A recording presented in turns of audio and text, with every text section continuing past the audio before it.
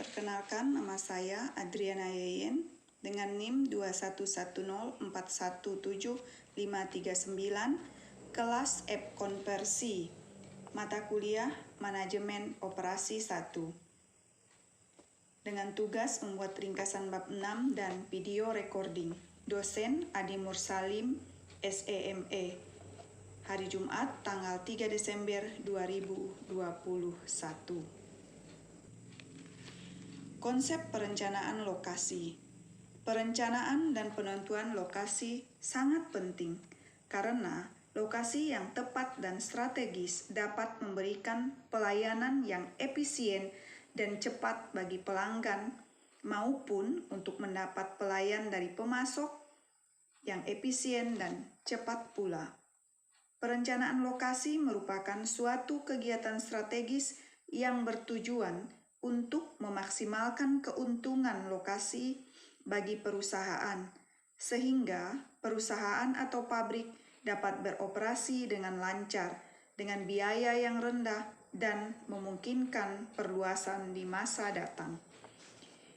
Contohnya, McDonald menetapkan jaringan kerja yang strategis yang lokasinya mencakup United States of America, beberapa negara Asia, Philippines, India, dan Indonesia.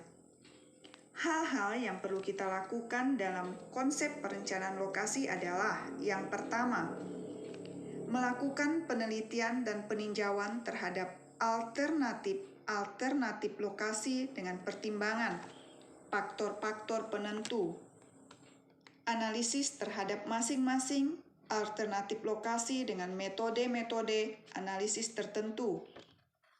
Berdasarkan hasil analisis pertimbangan faktor penentu, barulah dapat ditentukan lokasi terbaik dan strategis.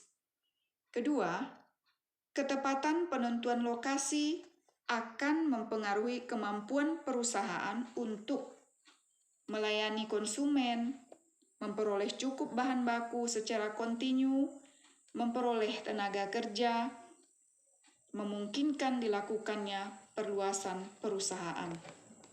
Yang ketiga, sebab-sebab diperlukannya perencanaan lokasi ialah A. Terjadinya perpindahan pusat kegiatan bisnis.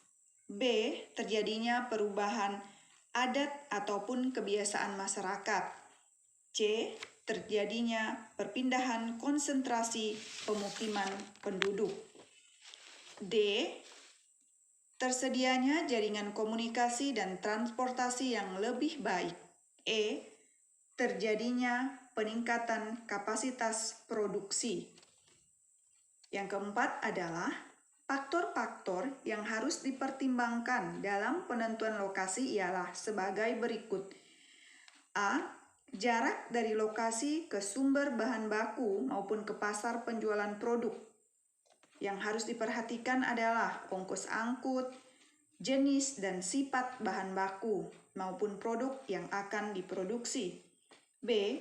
Ketersediaan sumber daya yang dibutuhkan bagi pelaksanaan sistem operasional seperti lahan untuk bangunan, dana, bahan penolong, tenaga kerja, kualitas dan kuantitasnya, fasilitas transportasi. C. Kondisi lingkungan yang menunjang, efektivitas dan efisiensi, serta kelancaran sistem operasional, seperti biaya konstruksi dan jasa, budaya dan masyarakat setempat, regulasi di wilayah tersebut, iklim, perumahan, tempat rekreasi, dan sebagainya. Metode penentuan lokasi. Metode faktor peringkat. Dalam metode ini ada 4 faktor penilaian. Yang pertama, biaya sewa. Yang kedua, kemudahan untuk dijangkau. Yang ketiga, keterkenalan. Yang keempat, keterjangkauan bagi pegawai. Metode yang kedua adalah metode perbandingan biaya. Yang ketiga, metode analisis ekonomi. Yang keempat, metode analisis pulang pokok. Dan yang terakhir adalah metode transportasi. Demikian ringkasan saya. Terima kasih atas perhatiannya.